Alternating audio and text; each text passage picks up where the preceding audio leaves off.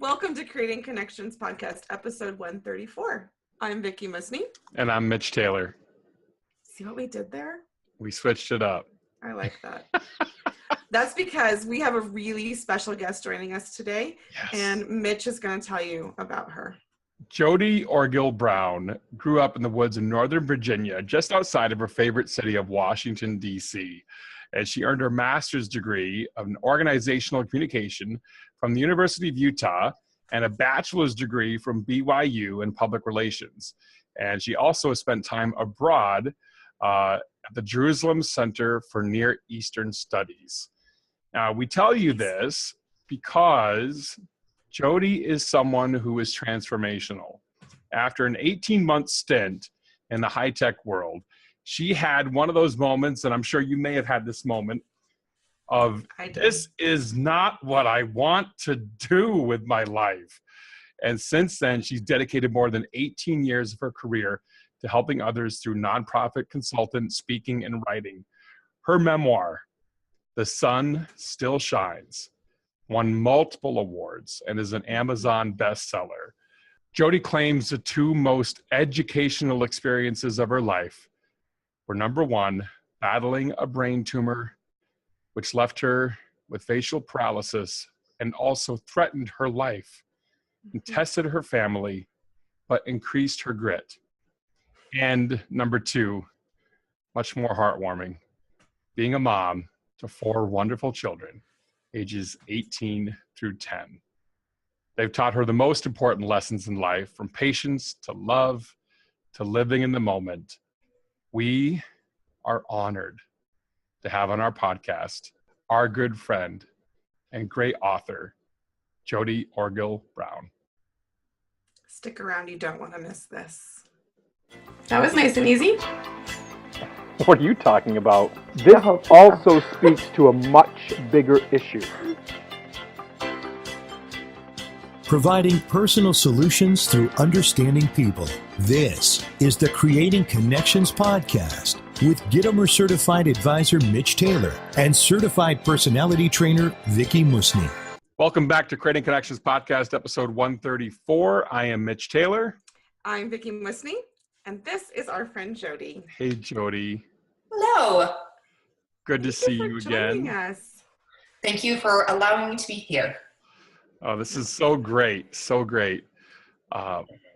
Jodi, we first met you at a speaking conference, a speaking event, and it was so, getting to know you that day, I wasn't prepared for finding your true story, if that makes sense. And I love the way we met, and I'm curious, Jodi, to hear if you tell the story of how we met the same as the way Mitch and I tell it, because to me, how we connected is such a perfect example of the kinds of things that Mitch and I love to talk about on the show and the things we wrote about in our book, because it wasn't necessary. It could seem random, but it was actually very much an intentional choice that you made. So do you want to tell everybody how we first connected?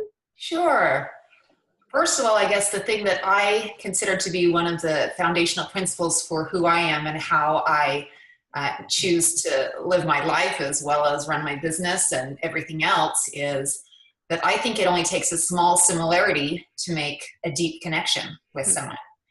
And we had been at this speaking conference. I had noticed you early in the day, and we broke for lunch, and we ended up at the same restaurant.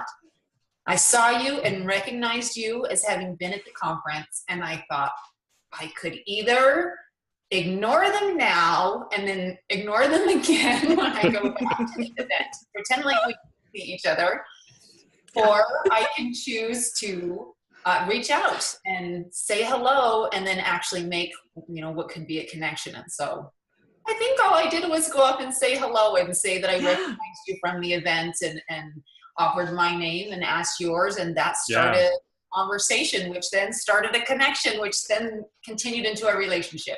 Yes. And I love that, because as much as Mitch and I network and go to different events, and we're always encouraging people to, look for someone that you don't know. And when I coach local networking professionals, I'm always, don't sit with somebody from your own company, go look for somebody else. But we did the exact opposite though. So Mitch and I met in Salt Lake City. The only person that we knew ahead of time was our friend Rob C.F.R.E, who has been a guest on our show as well. A lot of our listeners know Rob. And so of course, when we got there, we looked for Rob. We hadn't seen each other in months, and we looked for him, and we, were going to have lunch with him. And I thought later, that was really short-sighted and kind of silly to, look for the one person that we already knew and were spending time with instead of trying to meet other people. And I was so grateful that you came over at lunch and you had another friend with you. And I think maybe part of why you recognized us is because we were new. That was our first time attending an event with the NSA in Salt Lake City, the Mountain West chapter. So we kind of stood out. We were the new people and didn't know anybody. And so it was just, it meant a lot to me that you would come and just sit with us and begin to tell your story. Can we move into talking about your story? Because you have an amazing story. Sure, absolutely. Let's go for it. And I feel like we got the very, very short version, and Mitch covered a little bit of this in the intro. But when I suggested to Jodi that we do a book swap, and I said, here, how about I give you a copy of my book and you give me a copy of yours? I had no idea what I was getting into. And this is Jodi's book, The Sun Still Shines. And just after the first chapter, I was in awe. I was like, oh my goodness, she is such a remarkable storyteller. Mm-hmm. I felt like I had been transformed and I was in this journey with you. Yes. Oh, you're going to make me cry. Okay, well, you did make me cry. Okay, this is how my reading time looks, is it's me going to the gym in the morning and sitting down on an exercise bike and pulling out my book. That is my only uninterrupted time to read. And there were times when I'm sitting there at the gym with tears streaming down my face. I'm like, maybe people will think it's sweat because I'm working, I'm writing really fast or whatever. And I'm like trying not to just break down. But there were times where I had to remind myself, this story has a happy ending. I've met her.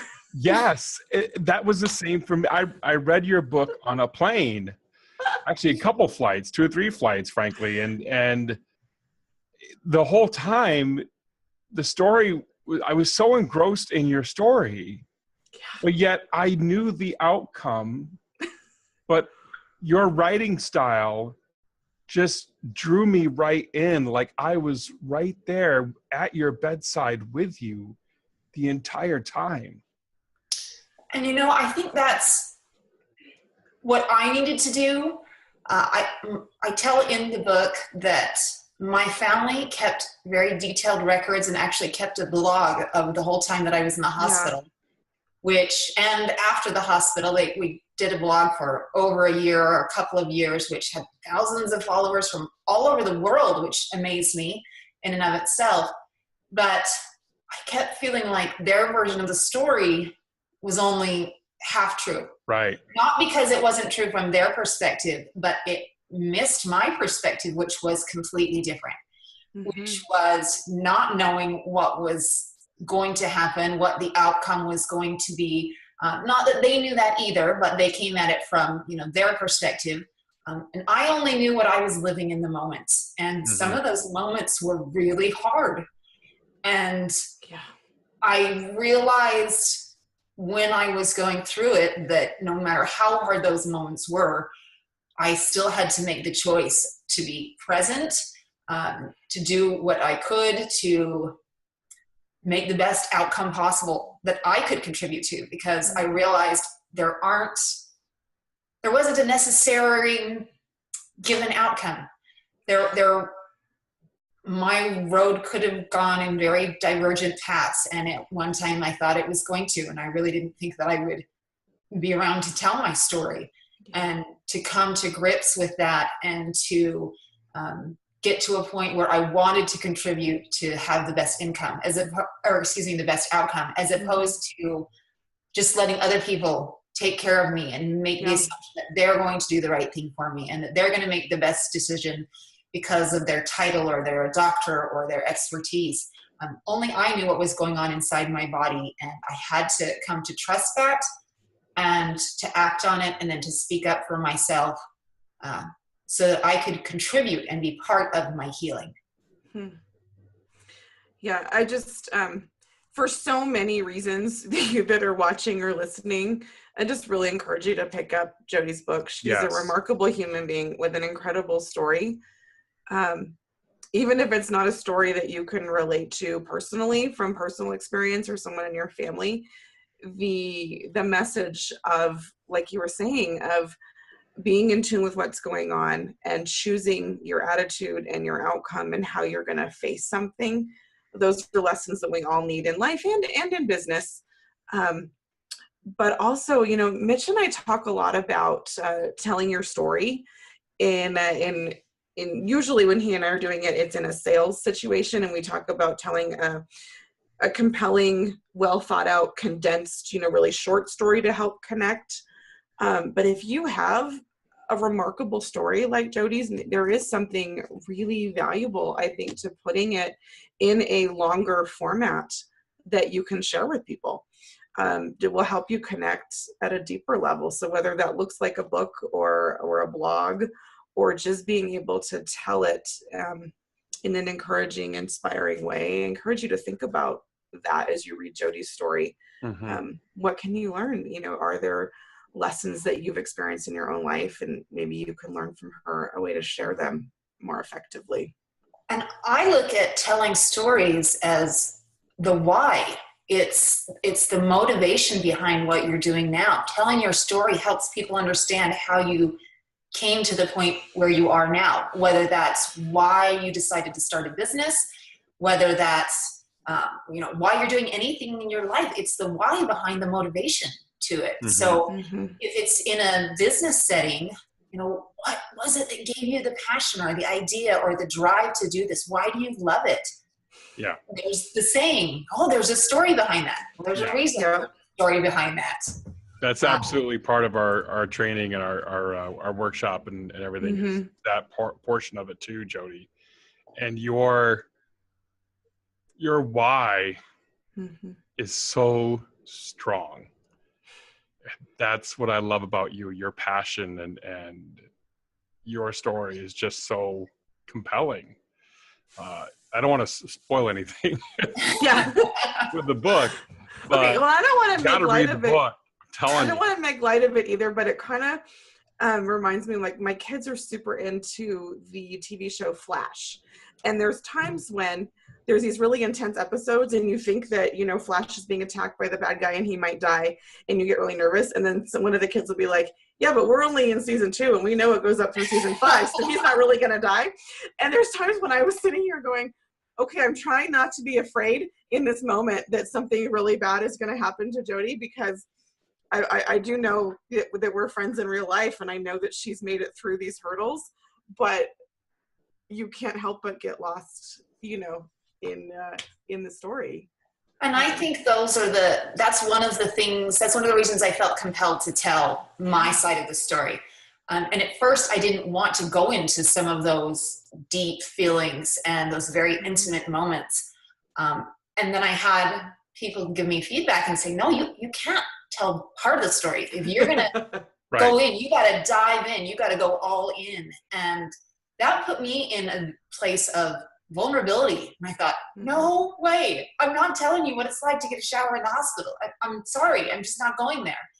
And then because you had to relive all those moments again every time you wrote and every version that you edited.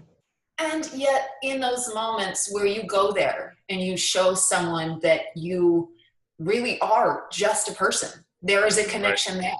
Absolutely. Society today, there's this really unrealistic expectation that we're all striving for perfection. And we show only the side of ourselves that, you know, we have on fake nails and fake eyelashes and fake hair color and fake this and fake that. And fake book. Oh, exactly. And fake book. You know, you only show the pictures that you want to show, and you don't tell everyone that they've been edited and you took 100 versions in order to get that version that's shown publicly. And so there is something about being vulnerable and letting people know that you're real and that you're raw and your emotions are raw and just authentic. When you're authentic, people connect with you and they relate to you because they know they can trust you. There's a huge trust factor that comes with authenticity. And I wanted people to know I'm no different than anyone else is. And so if you're wondering what it was like, oh my gosh, what must have happened? If you're in the hospital for a month, that means, yes, you went to the bathroom multiple times. You had to be showered or changed. And if I don't tell you, then you're going to be wondering. Right. And I would rather tell you and show you what it was like from my perspective and help you know that you can trust me and relate to me and that there is no expectation of perfection, because it's when we're real that we can create connections that last. Yeah. Breaking down those walls is sometimes so hard for us as individuals because we want to put them up. We don't want to always let people into what's going on. Not that much detail. Mitch, you nailed it. We want to put those up. In fact, that's been one of the hardest things personally is my husband would prefer not to have a minutia of our private lives shared with anyone. And yet I've got my whole life and all of my innermost feelings written on pages in the book. And that's a hard place to come to. And it was actually difficult, first of all, for him to read the book and then for him to accept that we were going to release all of this very private information to the world. And I didn't do it, and we didn't do it lightly. Oh, I'm sure. There was really a compelling factor that there was something more to be gained by this. This experience wasn't my experience or our experience. There is some aspect that this is a shared experience, that even though other people might have different and unique circumstances, there are certain feelings, there are certain fears that we all feel. And that is at the heart of who we are as human beings. There's something to be said about legacy, in my opinion, and having not only your family legacy, but others learn from your challenge, your unique situation that you found yourself in, and to be able to give that to the public is a huge gift. So, well, and not that you would have ever that gift, not that you would have ever chosen to go through everything that you went through, right? But to be able to come out stronger on the other side and share that message of hope, and everything that you have overcome, that's a blessing to all of us that have an opportunity to hear your story. And frankly, it has helped make you the Jodi that we met. You know, if you not gone through that, I'm sure you still would have been a great person, but you would be a different person. I mean, part of your story of how you got to be the you that I know is because you went through all of this. And you know, we all come to points in our lives where we face some of those decisions as to whether or not to share some of those experiences, to share those vulnerabilities, to learn from it, or to become bitter from it. Nearly any struggle, trial, whatever you want to name it, you can choose to become bitter or you can choose to become better. And I really felt like this experience was bigger than me. No, I didn't choose it, but you probably wouldn't choose some of your greatest challenges either. And yet those are also our greatest opportunities for growth. And one of the things I learned very quickly was the importance of relationships. It doesn't matter what stuff I have in my home. What matters are the connections I have with people. And in moments that were hardest, those were the most powerful things. It was the moments when people reached out to me, when they came to visit, when they made phone calls, when they posted notes on a blog when I was unconscious, but knew that they wanted to leave something positive for me so that when I woke up, I had reason to hold on.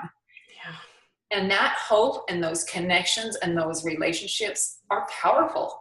And that was part of what compelled me, is to thank other people for the connections that we have and for them reaching out to me. And then also helping people to understand that that small effort to reach out really can change a life, change a business, change a situation. It can save someone. And I don't say that lightly. I mean, it can save someone when they are having a hard time. We don't know. We only know what we put on Facebook. We only know what people are going through according to the walls that they let us see through and the windows that where they let us look through. And so putting out the positive things and the lessons that can be learned and reaching out and trying to make a difference, even in the smallest way, really says a lot about who we are and what we value, which I hope is people and relationships and connections. Yeah, I love that. And then, Jodi, you do that through speaking and obviously writing about your story, but you also have another business side too. Do we have time, Mitch, for her to share a little bit about that with us? Couple minutes. All right. Give us the short version of the other half of what you do. The short version is a couple of years, not even a couple of years, 18 months into my career after college, I was working for a high-tech company, thought that I was in this fantastic job, and yet I had a very strong epiphany moment. This is not what I want to do with my life moment, where I realized if I was going to be putting forth so much effort, I wanted to feel like it made a difference of some kind. And so I left the for-profit world and went into the nonprofit world and have since spent 18 years in philanthropy, nonprofit management, nonprofit consulting, trying to help others do what they want to do by making a difference in the world, both through nonprofit management as well as helping set up fundraising campaigns and development strategies. And that's something that I've been passionate about, and I was passionate about before. Now I think I'm maybe more passionate, but I'm probably also a little bit more selective because I also realize I need to extend my energy and time in areas that I feel like will make the biggest difference, because I have to be very careful about that. Yeah, that's something I think we can all relate to. You have definitely made a difference in our lives. Yeah. So thank you, Jodi. Thank you. Yes, thank you. Thanks for sharing your story with us again and with our listeners. And thank you for the invitation, because as much as I would want to connect, it takes the invitation to connect in order to make it happen. Absolutely. Yeah. Where can people pick up your book, Jodi? The easiest way is on any online book retailer, whether that be Amazon or Barnes & Noble, anywhere online. I'll hold it up again. The Sun Still Shines. Or you can read more about it and about me at thesunstillshines.com. Beautiful. Perfect. Thanks so much for joining us today, Jodi. Thank you. Thank you. What an amazing interview with Jodi. Oh my gosh. I love her. You know, a couple things that I think we all hit on there. Fake book. Did I just quote that, I think, for the first time ever, maybe? I don't know. No. But I love what Jodi said. You're either going to get bitter or you're going to get better. Mm-hmm. And she lives that. I mean, that's just who she is, you know? Yeah. She lives the experience that she had and the transformation that she had. And like you said in the interview, Vickie, you know, she would have been a different person. Still a great person, but a different person. Yeah. And I'm very thankful to have met Jodi, this person that's gone through that experience and shared her legacy with the world.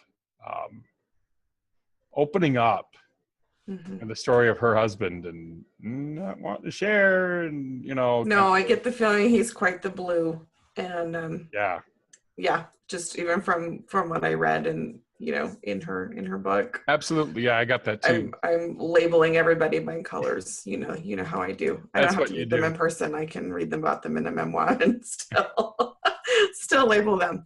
But yeah, it's a bigger stretch, I think, for those people who naturally want to stay private to share something of that magnitude. But I'm just so grateful that they came to the decision to go ahead and share that information. Because look at all of the connections that have come out of it about as a result, and just the inspiration that she is and has become to so many people. Yeah, it speaks to who they are as people, Mm-hmm. the selflessness to let that spouse give that to the world. Yeah. So very cool. Thanks so much for watching Creating Connections Podcast, episode 134. I'm Mitch Taylor. And I'm Vickie Musni. We hope that this episode and every episode helps you provide personal solutions through understanding people better. We'll see you next time. Thanks for watching. Have a great week. Thank you for listening to the Creating Connections podcast with Gitomer Certified Advisor Mitch Taylor and Certified Personality Trainer Vickie Musni. For more information on providing personal solutions through understanding people better, visit creatingconnections.biz.